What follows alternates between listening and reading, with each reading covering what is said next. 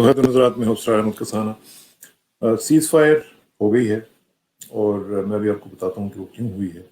लेकिन उससे पहले जो हमने एक सिलसिला शुरू किया था जेएनएन लीक्स के हवाले से, और जिसमें बहुत सारे लोगों ने मुझसे पूछा कि इसका क्या मकसद है, तो मैं एक बार फिर बता दूँ कि उसका मकसद ये है कि जो भी लोग पाकिस्तान में हों या बाहर हों, वो कोई भी ऐसी इंफॉर्मेशन समझें कि जो शेयर की जानी चाहिए बाकी लोगों के साथ, खासतौर पे हमारी कम्युनिटीज़ के साथ, ओवरसीज़ भी और विद इन पाकिस्तान भी।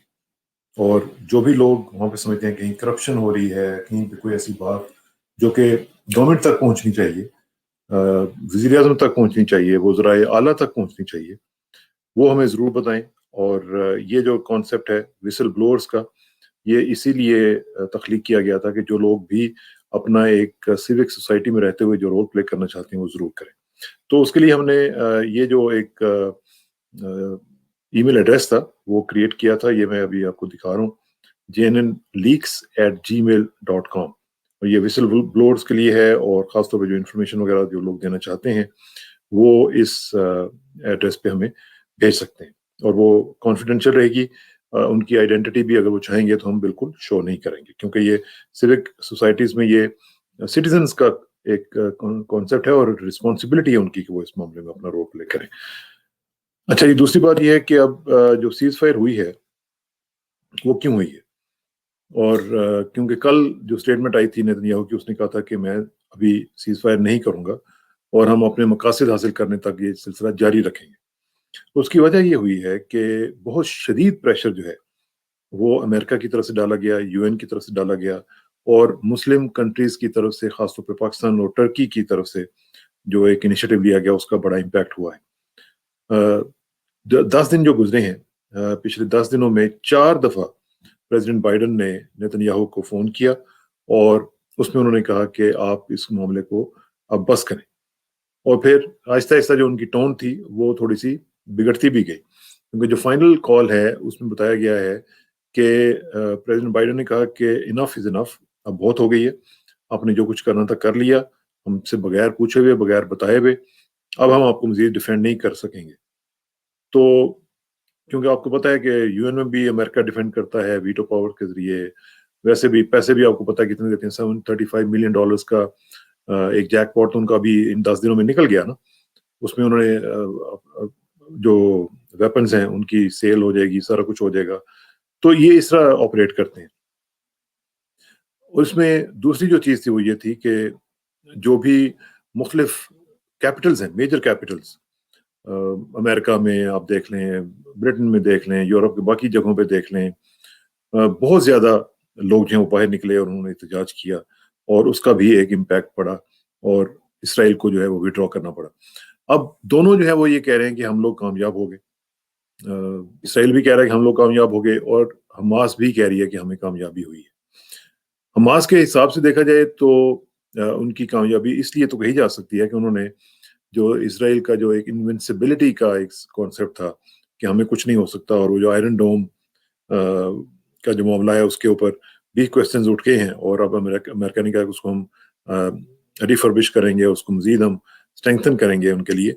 लेकिन वो जो एक मिथ थी वो टूटी है। तो उस लिहाज से एक कमजोर की जानिब से किसी बड़े ताकतवर शख्स को या किसी एंटिटी को एंगेज कर लेना भी उसकी कामयाबी होती है। इसराइल कह रहा है कि हम कामयाब हुए हैं। उनकी क्या कामयाबी है कि जहाँ पे इतनी टेक्नोलॉजी, इतनी ज्यादा आपके पास सब कुछ होने के बावजूद आपने निहत्ते लोगों को मारा, और 240 के करीब जो लोग हैं वो शहीद हुए फलस्तीनियों के, और फिर आपने भी बंदे आपने मरवाए। तो फिर मुझे नहीं लगता कि कामयाबी इसको आप किस तरह कह सकते हैं। नेतन्याहू साहब जो है वो चूंकि खुद बड़े ही इस वक्त बुरी हालत में हैं, तो इसलिए वो इसको कामयाबी कहेंगे पॉलिटिकल लेवल पे। लेकिन बहरहाल हर दफा ये होता है कि ये इनकी जो कमजोरियां हैं वो सामने खुल के आ जाती हैं। अच्छा, ये तो चीज होगी सीज फायर के बारे से। एक मैं और चीज आपको बताऊं कि अल्लामा इकबाल की तरफ से एक बयान जो है फलस्तीन के हवाले से, वो मैं आपको दिखाता हूं और वो मैं शेयर करता हूं, क्योंकि ये बहुत ही ज्यादा रेलेवेंट है, और ये समझना चाहिए हमें कि इसका बैकग्राउंड क्या है, और इसमें जो मामलात हैं उनकी एक कॉन्टेक्स्ट जो है वो क्या है। کیونکہ ہمیں نارملی پتہ نہیں ہوتا کہ ہم کر کیا رہے ہیں اور کس طریقے سے کر رہے ہیں اور اس کا بیک گراؤنڈ کیا ہوتا ہے. تو یہ میں آپ کو دکھاتا ہوں. یہ دیکھیے، یہ علامہ اقبال کا ایک بیان مسئلہ فلسطین کے حوالے سے. یہ میں آپ کو ساتھ ساتھ پڑھ بھی دوں گا تاکہ لوگوں کو ذرا کلیئر بھی ہو جائے.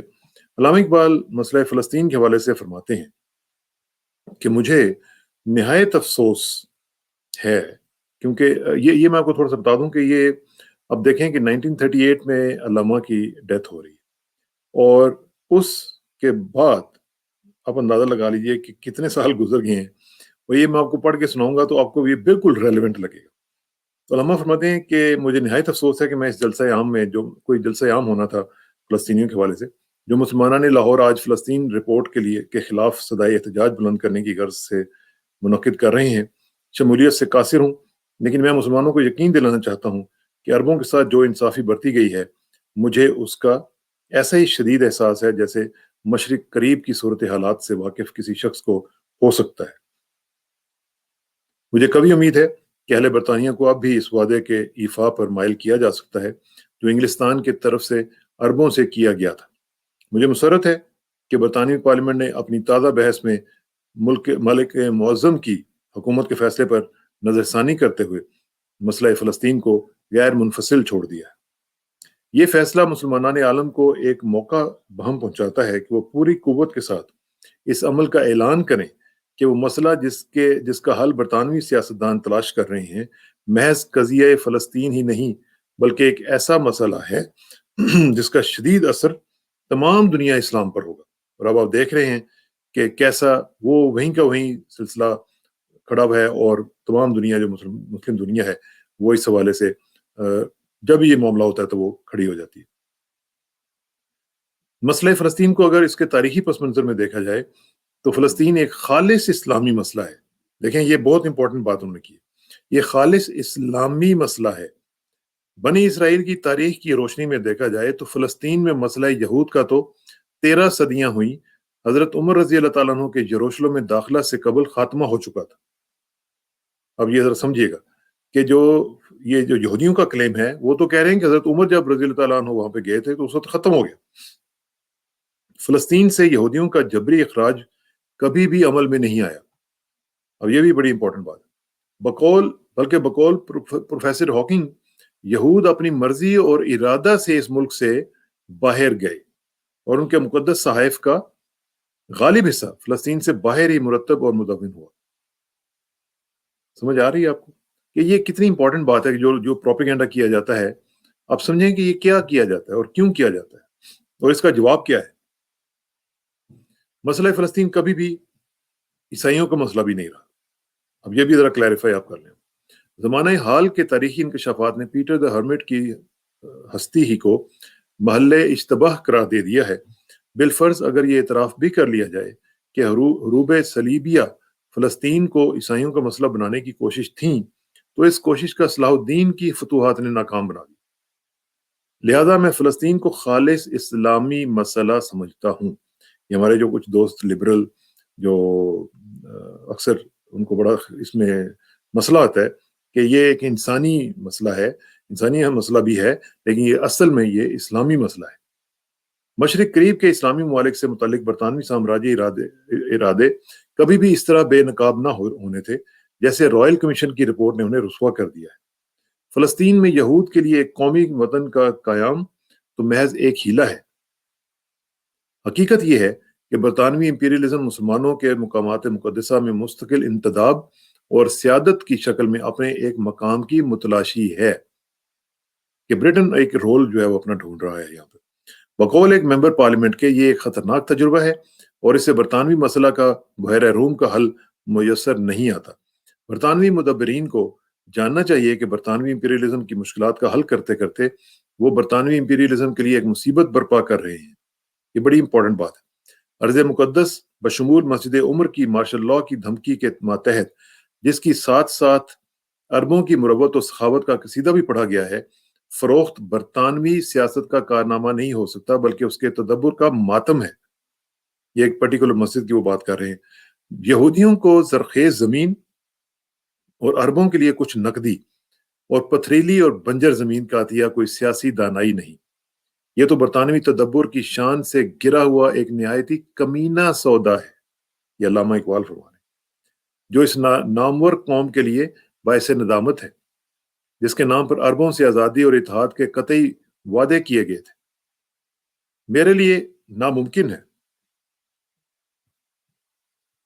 میں ذرا تھوڑا سا فرماتے ہیں کہ میرے لیے ناممکن ہے کہ اس مختصر بیان میں فلسطین رپورٹ کی تفاصیل سے اور ان تازہ تاریخی حالات سے جن کی بنا پر یہ معرض ظہور میں آئی بحث کر سکوں۔ یہ رپورٹ مسلمانان ایشیا کے لیے بڑی بڑی عبرتوں کی سرمایہ دار ہے۔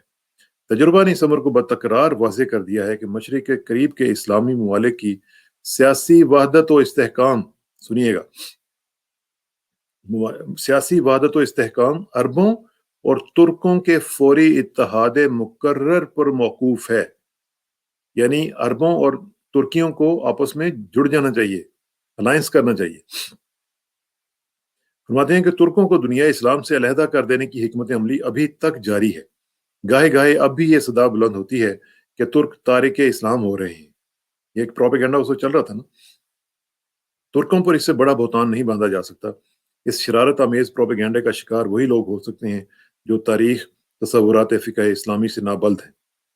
مسئلہ فلسطین کے امکانات ممکن ہے مسلمانوں کو اس متحدہ انگریزی فرانسیسی ادارہ جسے جمعیت الاقوام کا پرشکور لقب دیا گیا ہے کی رکنیت کی حیثیت پر غور کرنے پر مجبور کریں اور ایک ایشیائی جمعیت الاقوام کے قیام و ترتیب پر مجبور ہوں۔ عربوں کو جن کا شعور مذہبی شعور اسلام کا موجب بنا، جس نے مختلف اقوام ایشیا کو حیرت انگیز کامیابی کے ساتھ متحد کر دکھایا، ترکوں سے ان کی مصیبت کے زمانہ میں غداری کے نتائج سے غافل نہیں رہنا چاہیے۔ عربوں کو یہ بھی یاد رکھنا چاہیے کہ وہ ان غریب بادشاہوں پر جا خواہ کتنے ہی طاقتور کیوں نہ ہو، مسئلہ فلسطین پر ایک آزادانہ اور ایماندارانہ فیصلہ سے قاصر ہیں، اعتماد نہیں کرنا چاہیے۔ عربوں کا فیصلہ پورے غور و خوض کے بعد ایک آزاد فیصلہ ہونا چاہیے، جس کے لیے انہیں مسئلہ زہر بحث کے تمام پہلوؤں پر پوری ضروری معلومات میسر ہونی چاہیے۔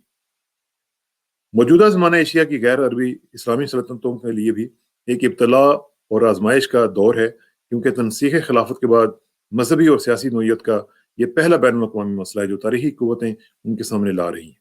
یہ شیخ عطا اللہ کی کتاب ہے اور یہاں سے یہ کوٹ کیا گیا ہے، اور ہمارے دوست ہیں نعمان بخاری صاحب، انہوں نے یہ میرے ساتھ شیئر کیا، تو میں نے سوچا کہ میں آپ کے ساتھ بھی شیئر کر لوں، کیونکہ یہ بہت امپورٹنٹ ہے اور یہ لوگوں کو پتہ چلنا چاہیے کہ اس کا بیک گراؤنڈ کیا ہے، اور خاص طور پہ جو کہ لوگ اس حوالے سے جو مختلف آراء رکھتے ہیں، خاص طور پہ جو ہمارا لبرل طبقہ ہے، ان کو بھی یہ سمجھنا چاہیے۔ اور ان میں جو لوگ ہیومن رائٹس کی بڑی بات کرتے ہیں اور جو میرا جسم میری مرضی کی بات کرتے ہیں، یہ کیوں نہیں کہتے کہ میرا فلسطین میری مرضی؟ دیکھیں نا، یہ بھی ان کے رائٹس کا مسئلہ ہے نا، ان کو بھی یہ کہنا چاہیے، ان کے لیے نکالیں نا جلوس، کیوں نہیں نکالتی ہماری بہنیں اور ہماری آنٹیاں؟ نکالیں باہر جلوس، آپ نے جو بھی کپڑے پہنے ہیں پہنے، آپ جرابیں پہنے، آپ جو مرضی پہنے، آپ کرسی پہ جس طرح مرضی بیٹھیں، لیکن آپ نکلیں نا باہر آ کے ذرا فلسطینیوں کے حقوق کے لیے، کشمیریوں کے حقوق کے لیے۔ مجھے سمجھ نہیں آتی کہ کیا ان کے کوئی حقوق نہیں ہے؟ کیا ان کے لیے آپ کا ہیومن رائٹس کمیشن آپ کو کچھ پیسے نہیں دیتا کہ باہر نکلے آپ اور آ کے آپ کوئی ان کے لیے کوئی مظاہرہ کر دیں، کہیں پہ آپ آ کے اسی طرح میوزیکل چیئرز کے ساتھ کوئی اور کچھ نہیں تو گپ شپ ہی لگا دیں آ کے، کہ ہم کنڈیم کرتے ہیں اس دفعہ جب کوئی معاملہ ہوتا ہے مسلمانوں کا یا جہاں پہ اسلام کی کوئی بات آتی ہے، وہاں پہ آپ کی تمام مرضیاں ختم ہو جاتی ہیں۔ تو اس لیے خدا کا خوف کریں، مسلمانوں کے حقوق، انسانی حقوق، اسلام کے مسائل، ان کے اوپر بھی آپ کبھی کبھی کچھ تھوڑا سا بول لیا کریں۔ کشمیری ہمارے بہن بھائی ہیں، وہ ظلم کا شکار بنے ہوئے ہیں، فلسطینی ہیں، باقی جگہوں پہ مڈل ایسٹ میں آپ نے دیکھ لیں مسلمانوں کے ساتھ کیا کیا ہو رہا ہے، ان پہ بھی کبھی بولا کریں۔ باقی یہ جو آپ کے مسائل ہیں جسم کے، یہ حل ہوتے رہیں گے، وہ کوئی مسئلہ نہیں ہے۔ باقی جتنے معاملات بڑے بڑے معاملات ہیں ان کے اوپر بھی کچھ اپنا رول پلے کیا کریں۔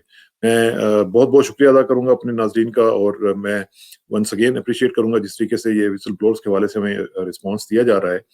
میں بہت خوش ہوں، اور انشاءاللہ اس کے اوپر ہم مزید جو ویڈیوز ہیں وہ کرتے رہیں گے، اور وہ جو اوپینینز ہیں وہ شیئر بھی کریں گے انشاءاللہ۔ بہت بہت شکریہ، تھینک یو ویری مچ، السلام علیکم۔